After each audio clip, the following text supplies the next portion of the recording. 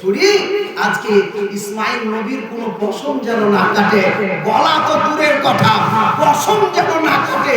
এদিকে জিবরিলকে বলছে, জিবরিল ছুরি তো লাগিয়ে দিয়েছে, তাড়াতাড়ি যাও। সুবহানাল্লাহ, এত অল্প সময়ে, এত একেবারে কারেন্টলি সময়ের মধ্যে যাও যেন আমার ইসমাইল নবীর ব্যাঘাত না ঘটে। চলে বলি সুবহানাল্লাহ। আল্লাহ আরেকবার এই ইব্রাহিম নবীকে যখন নমরুদ বাদশা সৈন্যরা আগুনের মধ্যে নিক্ষেপ করে দিয়েছিল, মিন্দিক ডাল আপনার জ্বালায়। মিন্দিক কাকে বলে আপনারা জানেন তো? যে ছিটকাল দেখেছেন, ছিটকাল ছিটকাল দেখেছেন তো? এই যে আপনার টিউব আপনার পানি একটা ঢালা রাখে আর পাখি মারা আগে ছোটতে, এখন এগুলো সব হারিয়ে গেছে। যাই হোক, এরকম মিন্দিক মারা হয়েছিল আর ইব্রাহিম নবীকে ওই পাথরের জায়গায় রাখা হয়েছিল এইভাবে টেনে।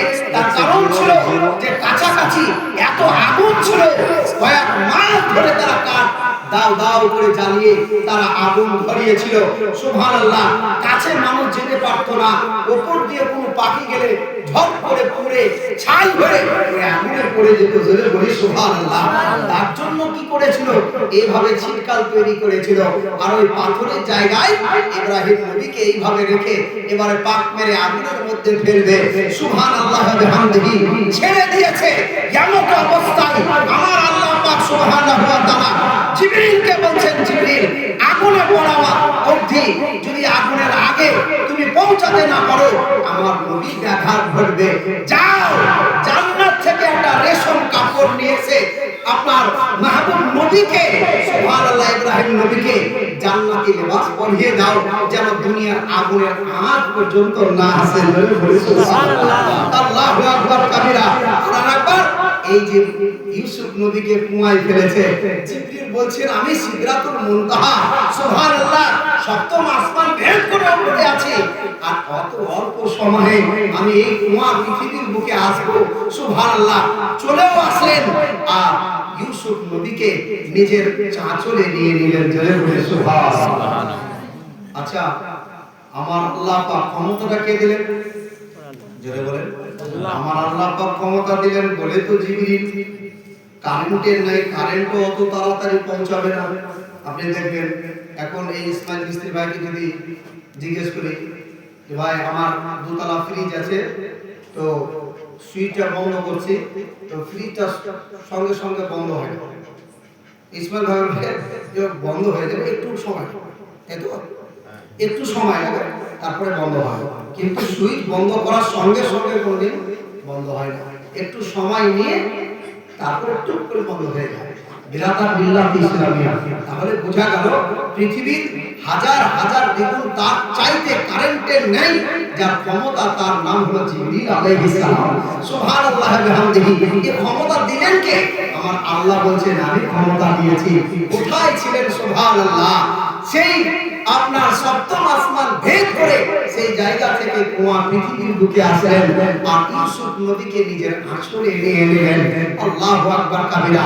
তো বলা হলো উদ্দেশ্য হলো একটাই যে নবীদের তুলনায় পৃথিবীর কোন মানুষের সঙ্গে তুলনা করা যাবে না।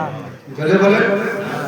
আচ্ছা বলেন তো, আপনাদের আমাদের থুতু খুব আপনার বার করলাম, এই থুতু বার করে আজ পর্যন্ত শুনেছেন যে থুতুটা বার করে কেউ কপালে লাগিয়েছে?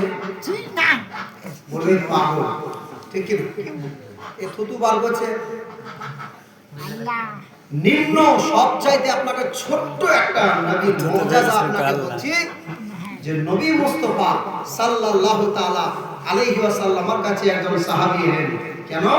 যুদ্ধ করতে করতে তার তলোয়ারে লেগে এইভাবে করে তলোয়ার মেরেছে, একটা চোখ বাহির হয়ে গেছে। জোরে বলে সুবহানাল্লাহ। এসে জানছেন যে রাসূলুল্লাহ যুদ্ধ করব কেমন করে? নবী মুস্তাফা আমার মুচকে হাসলেন, মুচকে হেসে থুতু মুবারক বার করলেন। থুতু মুবারক বার করে কি করলেন? ওই সাহাবী আপনার কেটে যাওয়া, চোখ বেরিয়ে যাওয়া জায়গাতে নবীজি এইভাবে মহলমের মতো থুতু লাগিয়ে দিলেন। মহব্বতে বলুন সুবহানাল্লাহ। সাহাবী বলছেন নবী মুস্তাফা যেমনি আপনার থুতু মুবারক আমার এই জখম আপনার কাটা জায়গাতে লাগিয়ে দিল, সঙ্গে সঙ্গে আমার পূর্বের ন্যায় আমার মাথাটা ভালো হয়ে গেল।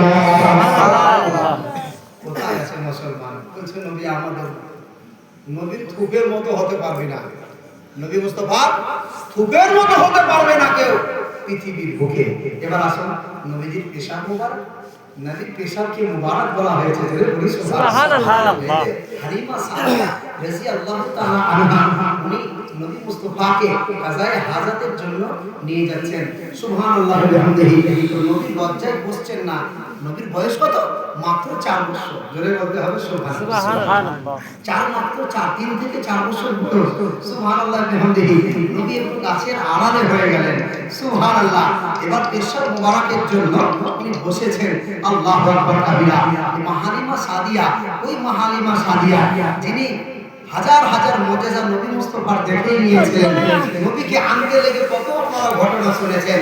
গাছ আপনার হারা ভরা হয়ে গেল, তার ঘরে শুকনো সুবহানাল্লাহ উঠে দুধে ভরে গেল, তার অন্ধকার ঘর উজালা হয়ে গেল। ওই মা হালিমা সুবহানাল্লাহ আজকে তিনার মনে ইচ্ছা হলো যে নবী মুস্তাফা আপনার কোনোদিন তো বিছানায় পেশাব দেখতে পেলাম না, আজ পর্যন্ত পায়খানাও দেখতে পেলাম না, ব্যাপার কি? সুবহানাল্লাহ ওয়া বিহামদিহি। আজকে আমার মনের ইচ্ছা হলো যে নবী মুস্তাফা সাল্লাল্লাহু তাআলা আলাইহি সাল্লাম আজকে সুবহানাল্লাহ মর্মন্ত্র দেখব। মা হালিমা সাদিয়া রাদিয়াল্লাহু তাআলা আনহা নবী মুস্তাফা যেমন আপনার ওই জায়গা থেকে ফারিগ হয়ে চলে আসলেন, মা হালিমা নবীকে বলছেন ইয়া নবী ইয়া রাসূলুল্লাহ ইয়া হাবিবাল্লাহ, এক মিনিট আপনি দাঁড়াবেন। মা হালিমা কিছু বলছেন না। সুবহানাল্লাহ, নবী লজ্জা পাবেন বলে, নবী আপনার শরম করবে বলে কিছু বলছেন না। মা হালিমা বলছেন আমি টুক করে ওই গাছের তলায় গিয়ে দেখছি সুবহানাল্লাহ বিহামদিহি ওই জায়গায় না পেশাবের দাগ আছে, ওই জায়গায় না মলমূত্রের দাগ আছে। খোদার কসম খেয়ে মা হালিমা রাদিয়াল্লাহু তাআলা আনহা বলেছিলেন খোদার কসম আমি কেন পৃথিবীর কোনো মানব যদি নবী মুস্তাফার মল এবং মূত্রকে দেখতে চাই, কিয়ামত কায়েম হয়ে যাবে, দেখতে পাবে। কেন? তাহলে কি নবী মুস্তাফা উনি প্রসব করেননি? অবশ্যই করেছেন, এটা হাদিসে আছে। কিন্তু কি হতো? নবী মুস্তাফা যেমনই পেশাব মুবারক করতেন, হাজায় হাজাত করতেন, সঙ্গে সঙ্গে জমিন দুভাগ হয়ে যেত। সুবহানাল্লাহ, জোরে বলুন সুবহানাল্লাহ। সঙ্গে সঙ্গে জমিনটা আলাদা হয়ে যেত। আর নবী সুবহানাল্লাহ নবীর পেশাব মুবারক মাটি এইভাবে হা হয়ে খেয়ে নিতেন। জোরে বলুন সুবহানাল্লাহ।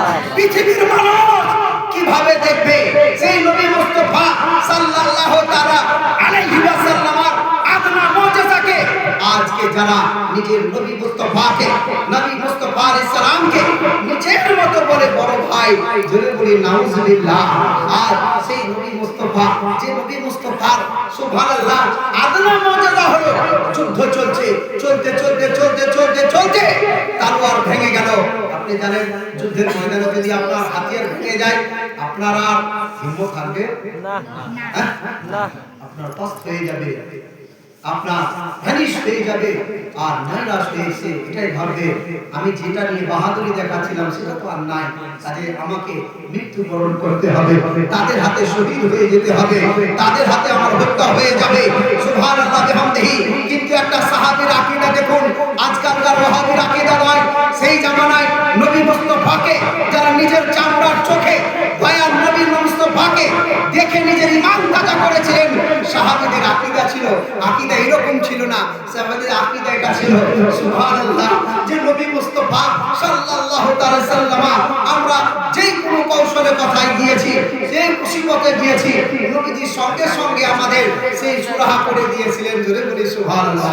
তাই সাহাবী নবীর কাছে আসলেন, ইয়া রাসূলুল্লাহ এই দেখেন তলোয়ার ভেঙে গেছে, যুদ্ধের ময়দানে তলোয়ার ভেঙে গেছে, এবার কি করব ইয়া রাসূলুল্লাহ? তাহলে কি আমরা তলোয়ার আমরা যুদ্ধ ছেড়ে পালিয়ে যাব? নবী মুস্তাফা কি করলেন? এইদিকে দেখছেন, একবার আপনার এইদিকে দেখছেন, পিছনে তাকিয়ে দেখছেন যে সুবহানাল্লাহ তলোয়ার কিন্তু আর নাই। নবী আমার কিন্তু দূরে একটা দেখছেন যে একটা খেজুরের ডাল আছে। জোরে বলুন সুবহানাল্লাহ। আরেকবার মহব্বতে বলুন সুবহানাল্লাহ। দয়ার নবী মায়ার নবী একটু দূরে দেখছেন খেজুরের ডাল পড়ে আছে।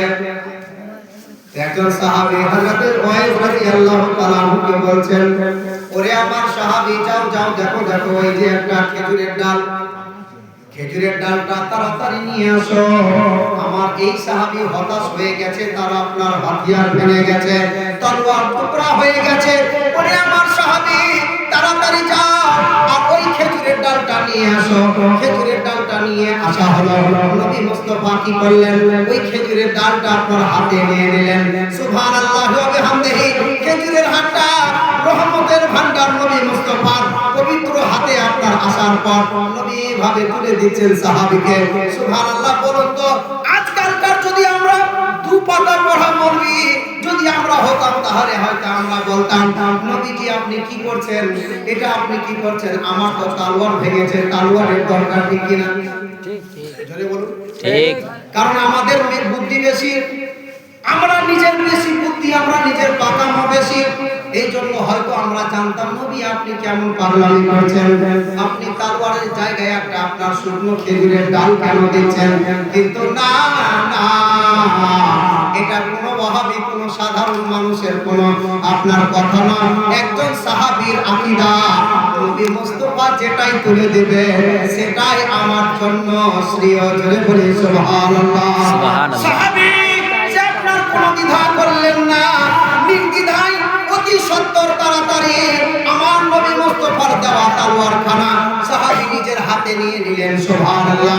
সঙ্গে সঙ্গে নিয়ে ঘোড়ার পিঠে আবার সওয়ার হলেন, যুদ্ধের ময়দানে চলে গেলেন। যুদ্ধের ময়দানে গিয়ে সুবহানাল্লাহ এমন ভাবে আপনার সুবহানাল্লাহ ওই খেজুরের ডালটা আপনার চকমক চকমক করতে লাগলো। মনে হচ্ছে খেজুরের ডাল হতে নূরের কিরণ ঝরতে আছে। সাহাবী বলছেন ওই খেজুরের ডালটা আমি তলোয়ারের চাইতে বেশি ধারালো বুঝতে পারলাম। খেজুরের ডালটা যখন কোন কাফের মুশরিকের গর্দনে মারে তখন তার ঘর জমিনের মধ্যে দুই ভাগ হয়ে পড়ে যায়। আল্লাহু আকবার কাবীরা। তলোয়ারের চাইতে কার্যকরী যেটা আমার হয়েছিল সেই দিন তার নাম হচ্ছে রাসূলুল্লাহর সেই ডাল। জোরে বলি সুবহানাল্লাহ। সুবহানাল্লাহ। নবীর মতো বলবে কেউ? নিজের মতো বলা যাবে না। সুবহানাল্লাহি ওয়া বিহামদিহি। আল্লাহর দয়ার নবী মুস্তাফা সাল্লাল্লাহু তাআলা আলাইহি ওয়াসাল্লাম সাহাবীদের আকীদা ছিল নবী আমাকে দিয়েছেন, তার মানে হলো ওই তলোয়ারের জায়গায় এই শুকনো খেজুরের ডালটায় আমার কাজ করবে। জোরে বলি সুবহানাল্লাহ। একবার দরুদ পাঠ করুন। আল্লাহুম্মা